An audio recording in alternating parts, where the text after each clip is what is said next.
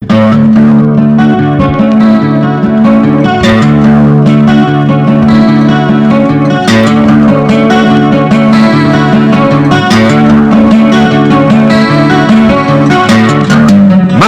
are cowboys of a sort, rodeo artists out for thrills, but their tin beasties are a lot safer than bucking broncos, and the risks are more likely to do damage to the car than the driver.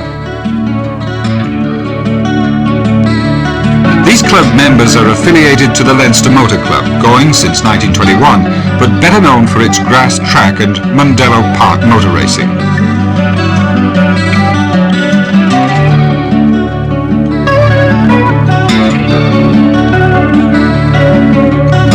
The vehicles come in various shapes and sizes, though in the main they're powered by Volkswagen engines. The wheelbase is the same, otherwise the iron is angled to suit the owner.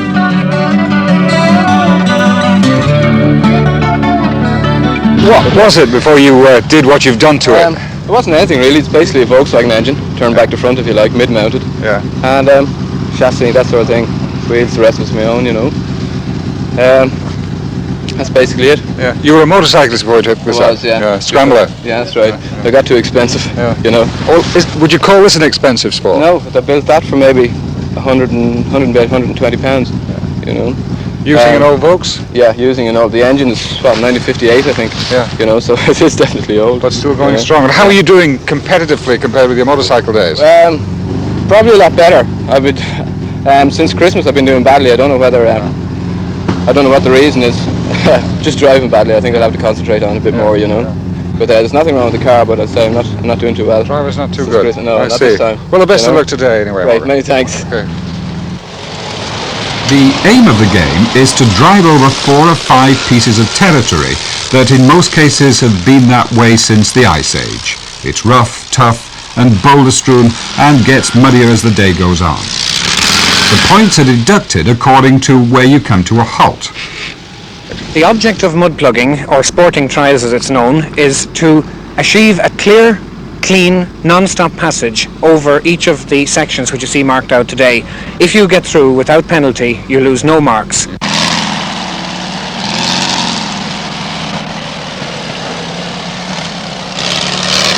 You can just see the way he's trying to negotiate the tail of the car around that very tight flag there, and he's looking all the time to his left to get lined up very well for it to go down the hill.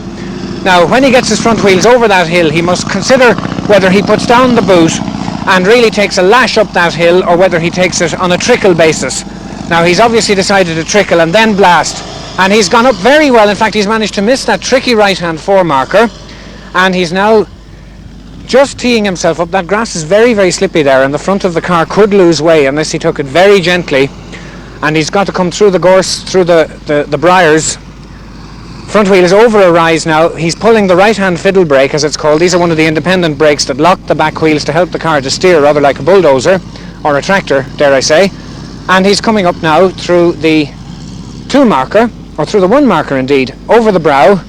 He's trying to decide whether he'll come round long way at the 0, or whether he's decided on taking the right-hand line. This means he's got to bounce the front wheels off and he bounced, oh, big wheelie! And he falls. The car is over on top of him. And this is one of the good things about this sport. The cars are lovely and light. He'll get out of that without anything other than a bruising, I'd say, and a bit of shock. Very reliable cars, these. The engines stay going under all circumstances. And that's what you're not meant to do. That's what you're not meant to do. And Ed Gary, who lives in Dundrum and works during the week for Irish Life Assurance Company, I'm sure he'd love his boss to consider the risks on his policy after seeing that. There's an occasional puncture or loss of power when you bend the jet on your carburetor. It got a knock going through, yeah. The angle of the car meant that the chassis hit the choke, which is sticking out from the carburetor.